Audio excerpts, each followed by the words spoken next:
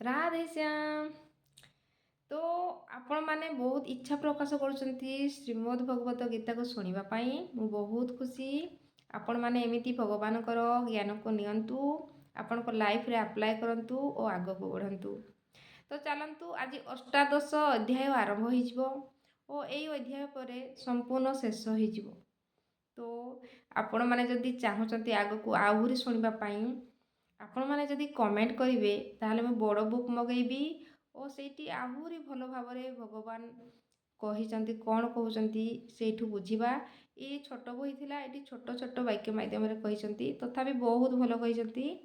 जदि आपण इच्छा हे तो कमेंट करें मु निश्चिंत से बही को ऑर्डर करी। तो चलतु पढ़ा। ये अष्टादश अध्याय मुख्य जोग अच्छी मुख्य जोग से विषय अर्जुन उवाच। अर्जुन कहले हे केशिनी सूदन सन्यासर तत्व और त्यागर तत्व मते पृथक भाव में बुझाई कुह। हे प्रभु केशिनी सूदन सन्यास त्याग तत्व मान पृथक एहांक मध्य बुझाई कहिब मोहरे।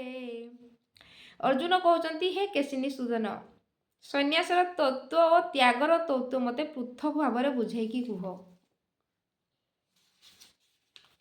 तो भगवान कहते वेद मतरे कामना रखी तपयज्ञादी जेते कले मध्य सेतिरे चित्त शुद्धि हुए नहीं।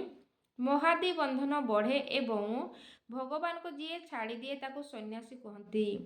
जे आश्रम नियम रे रही फल आशा छाड़ी दे कार्य करे ताको त्यागी कहती। कामना रखी वेद मते तपयज्ञादी करे जेते एथिरे चित्त शुद्धि नहीं बंधन भय बढ़ु थाई। एहाकु त्याग जे करती सन्यासी ताहाकु कहती। आश्रम नियम जे कर्म निष्काम भावे नित्य कर्म। जे वेद मतरे कामना रखी तपयज्ञादी जेते कले मध्य सेथिरे चित्त शुद्धि हुए नहीं और महादि बंधन मध्य बढ़े एवं ए भावना को जी छाड़ी दिए ताकू सन्यासी कहती। और जे आश्रम नियम रे रही फल आशा छाड़ी दे कार्य करे ताकू त्यागी कहती। यज्ञरे पशु हत्या करिबा मो मतरे ए दोष अटे। एही दोषयुक्त यज्ञ को त्याग करिबा पुरुष सिंहर कार्य। ए त्याग तिवृद्ध जेउ यज्ञरे हिंसा नाही एपरि अहिंसा अदोष यज्ञ तपदान अग्निव्रत ओ कृच्छ चंद्रायण एहा गृहीत सन्यासी पक्षे प्रशस्त। एथिरे चित्त शुद्धि हुए पाप कल्मष विनाश हुए मो मतरे यह सिद्ध अटे। सर्वकर्मरे फल त्याग ताहाकु बोलंती जे त्याग के संख्यावादी जे करई यज्ञादि कर्म दसी होई। के कहे देश नुहाई चित सुधरे जहा होई। पशु हिंसा यज्ञादि कर्म मतरे दोष मुक्त जान।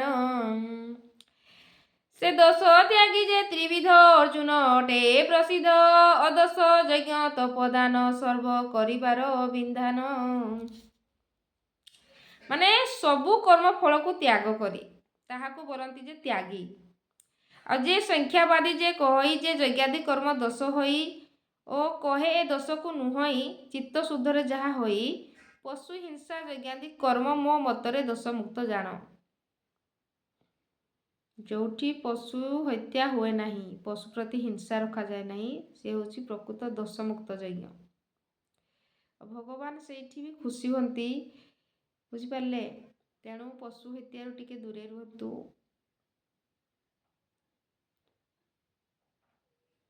और कृच्छ चंद्रायण यह गृहीत सन्यासी पक्षे प्रशस्त। एथिरे चित्त शुद्धि हुए पाप कल्पश विनाश हुए मो मतरे यह सिद्ध अटे।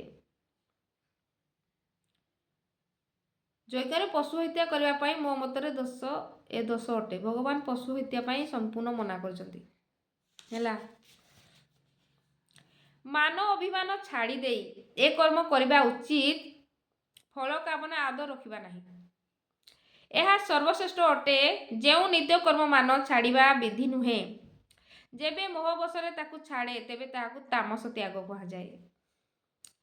अग्निह्रोतादि तपदान पंचाग्नि कृच्छ चंद्रायण ଗୃହ ସନ୍ନ୍ୟାସୀ ବନାପ୍ରସ୍ଥ ଏହାଙ୍କ ପୈକ୍ଷେ ପ୍ରଶସ୍ତ।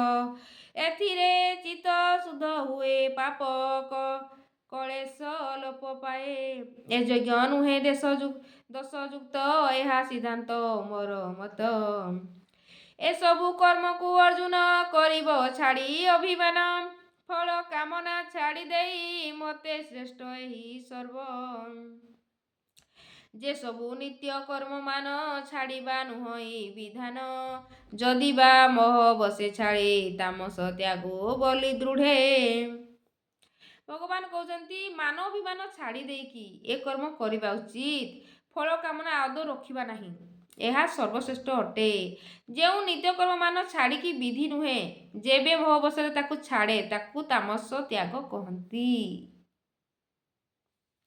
ତ ବହୁତ ଛୋଟ ବନେଇବା ଭିଡ଼ିଓଟା, ସେଇଠୁ ପୁଣି ପଢ଼ିବା ଆଗକୁ କ'ଣ କହୁଛନ୍ତି। ମୁଁ ପୁଣି ଆସିବି ନେକ୍ସଟ ଭିଡ଼ିଓରେ। ସମସ୍ତଙ୍କୁ ମୋର ନମସ୍କାର। ରାଧେ ଶ୍ୟାମ। आप सबका मंगल हो। Blessing blessing blessing.